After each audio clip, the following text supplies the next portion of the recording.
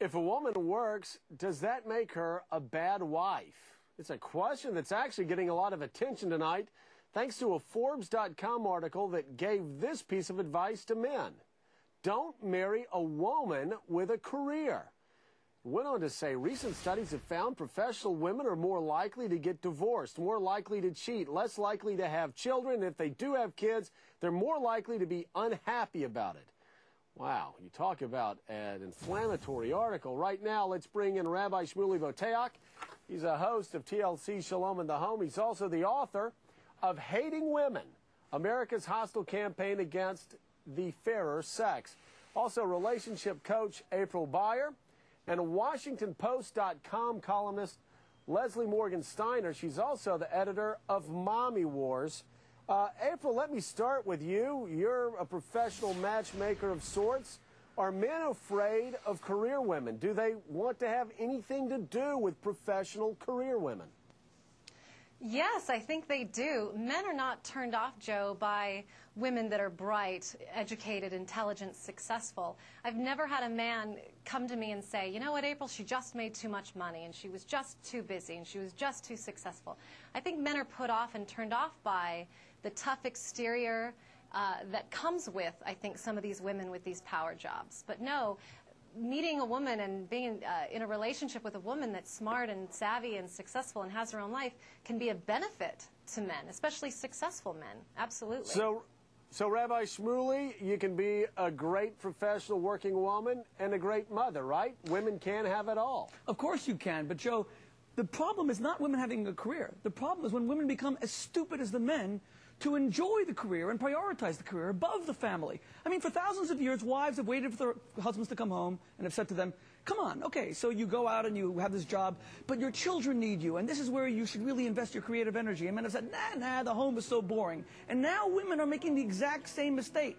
Not by having careers, but by enjoying them more than their children, by investing more creative and mental energy into their jobs than in their children, than into their marriages.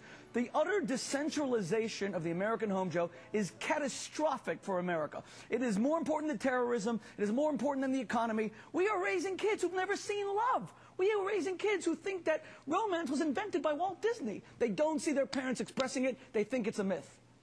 You know, Leslie, we're showing images right now of Mary Tyler Moore from her 60s sitcom in the Dick Van Dyke Show. And then, of course, before we showed Mary Tyler Moore in her 70s sitcom right there where she was the very liberated woman. Maureen Dowd wrote a book recently that basically said the women's liberation movement of the 70s has basically been smashed on the rocks of the 21st century American culture.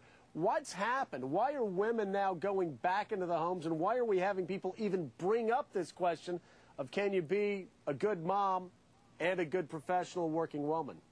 Well, this article is just the latest in a long history of media coverage that tries to make women who in any way step outside of the American tradition of ideal womanhood feel really bad about themselves.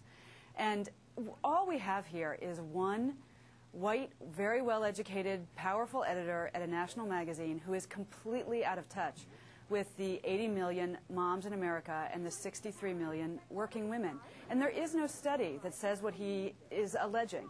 He has picked up little bits here and there from different studies, some of them credible, some of them not, and it does not add up to anything negative about career women.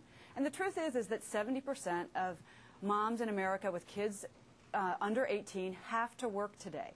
So this type of piece is just designed to make women who don't have any choice feel really terrible about themselves. But Leslie, don't you think there's a difference between working to live and living to work? I believe in women having a career. Women should feel professionally accomplished.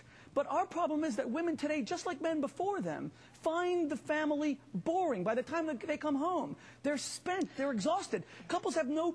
They have no energy even to have sex at night. True. They have I don't know. I haven't, in my book, Mommy Wars, and on my column, which is read by thousands of people a day, and people comment on it because it's a blog, I don't hear any women saying what this article alleges or what the rabbi says. I don't think that women are bored. I think they are stressed out, and they're trying to do it all. Exactly. So what we need to do is... But April, in the end, though, the problem is, for a lot of women, they don't have the choice. It's not like they're living in a wealthy suburb and they've just decided that they're bored at home, they have to go out and work 40, 50, sometimes 60 hours a week, right? Exactly. And here's something else we're not addressing, Joe, which is nowadays people are getting married later on in life. So when women are graduating from college, they're not just entering into a marriage at that time. It could be a decade or maybe 15 years or more before she finds that man. And then women are criticized and heavily criticized for actually going out there and finding a life for themselves and supporting themselves. Women in marriages that are still working again because they have to. Each girl that works these kind of hours calls me and says, gosh, April, I'd give anything to be at home. There's not a woman alive that would say, I'd so much rather be at work than be in the arms of the man I love or at home on the couch with my children, reading a book. It doesn't exist. It's all about what we have to do.